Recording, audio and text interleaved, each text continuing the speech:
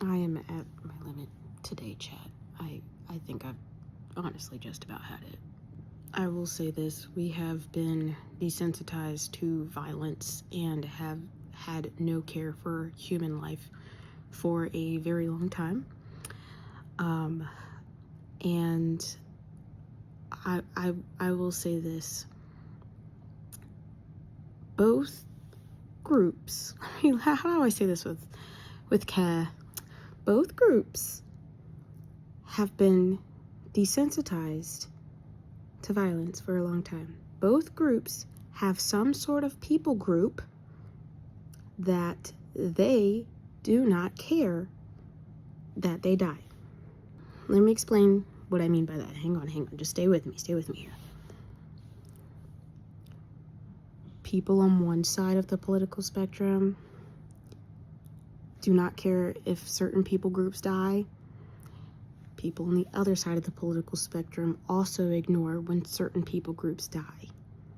So, this whole thing has made me realize how dark and demented humanity actually is. I knew that we were getting darker. I knew that we were getting in more evil and more dark times. I did not realize where we were in the timeline. I thought that we had a little bit more time.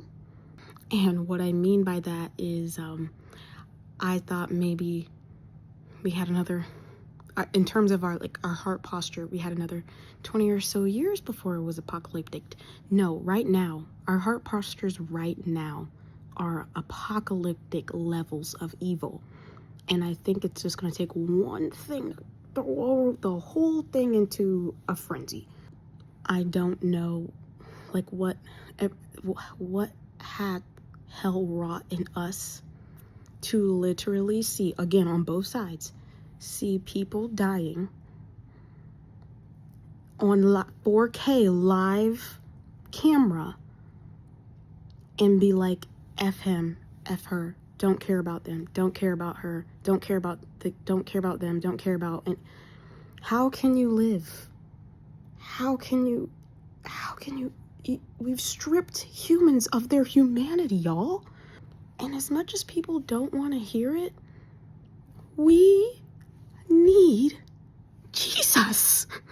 We need Jesus so bad. We're quite literally demented, yo. All of us. To be okay with seeing any people group dying and not having a care in the world. Demented. I guess I just didn't realize until today how dark of a place humanity actually is. And it is hard for me to keep hope for humanity, but we have to remember that everybody, regardless of whatever you believe in, are image bearers of Christ, and Christ died for them. And so we have to pray for them. But let me tell you, this has really changed and shifted my perspective on where we are in the timeline. And I understand now exactly what I need to be doing. And I think we all should give ourselves a chance to have that new thought process and that new reset.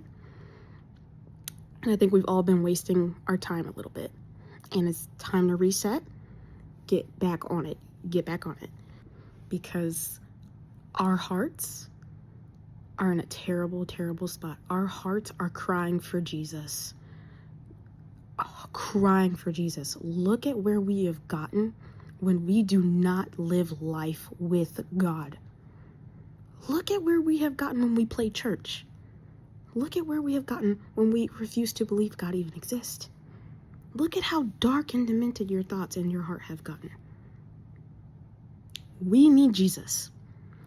We need Jesus to come back yesterday. I know it's a crazy, crazy, crazy dark time, and we are living in the last days. I want to encourage you to please have hope. Please keep sharing the gospel. Please keep reaching out across borders, across parties, across whatever.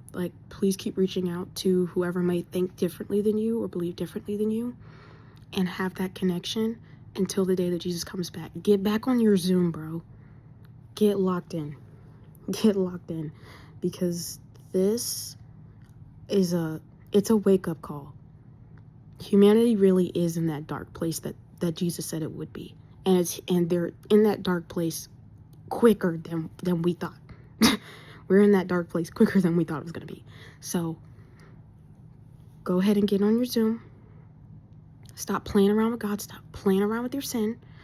Lock in. Deal aggressively with your sin. Start sharing the gospel.